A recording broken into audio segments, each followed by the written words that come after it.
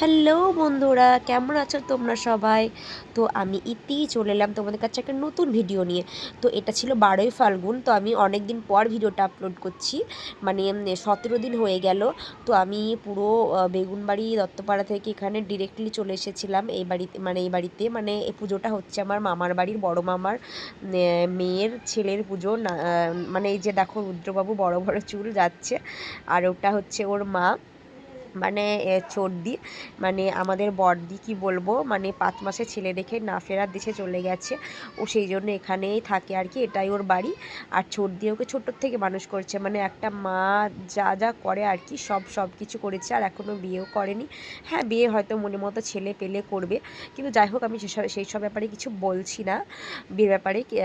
তো আমরা বাজনা করেছিল, সেই জন্য গ্রামটা পুরো বাজনা নিয়ে আমরা মজা করতে করতে এসেছি, নাচ করতে করতে। না, আমি নাচ করিনি সেদিন। তো যাই হোক, মানে মালামতলা পর্যন্ত দেখতেই পেলে।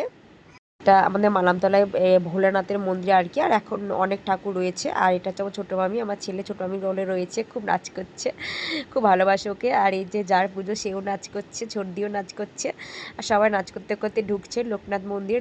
লোকনাথ মন্দিরটা হলো ছাপাখানার, মানে যে মেন রোডটা আছে তার পিছনে আর কি।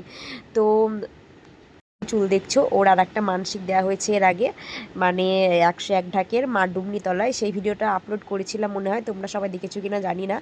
তখন ওর বড় বড় চুল ছিল, মানে হওয়ার পর থেকেই বড় বড় চুল ছিল, সেটাই মানে পুরো ন্যাড়া করে দিয়েছিল। আর তারপর থেকে চুল কাটা হয়নি, এটাও চুলের মানসিক রয়েছে, যেহেতু চুলটা নামাবে তাই জন্য এবার ও চুল ন্যাড়া করে দিল।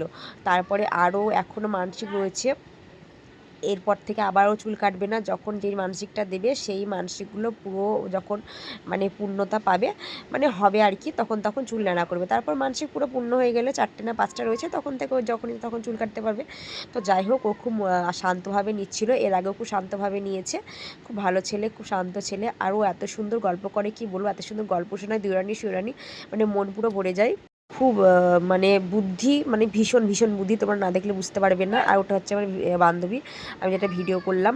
তো তোমরা দেখতে পেয়েছো, ভিডিওগুলো আপলোড পেয়েছো। তো আমি অনেক দিন পর ভিডিওটা দিচ্ছি আর কি, এতদিন মানে আপলোড করা হয়নি, মানে যেহেতু এডিট করা হয়নি। তো আমি ফোনেই এডিট করে আর কি, সেরকম পারি না, যেরকম পারি সেরকম দিই। আমাকে অনেক কজন বলেছে আমি কেন আর ব্লগ দিই না, শরীরটা খারাপ তার জন্য ব্লগ দিতে পারি না। তো আমি আজকে এডিট করে এখনই দিয়ে দিচ্ছি। তো এটা হলো আমাদের লোকনাথ বাবার মন্দির। তারপর আমরা বাড়ি চলে গেছিলাম, খাওয়া দাওয়া ওখানে আয়োজন ছিল, 400 লোক বলেছিল। তো খাওয়া দাওয়া করে তারপর ওখানেই ছিলাম, আর খুব খুব খুব খুব খুব খুব খুব মজা করেছি।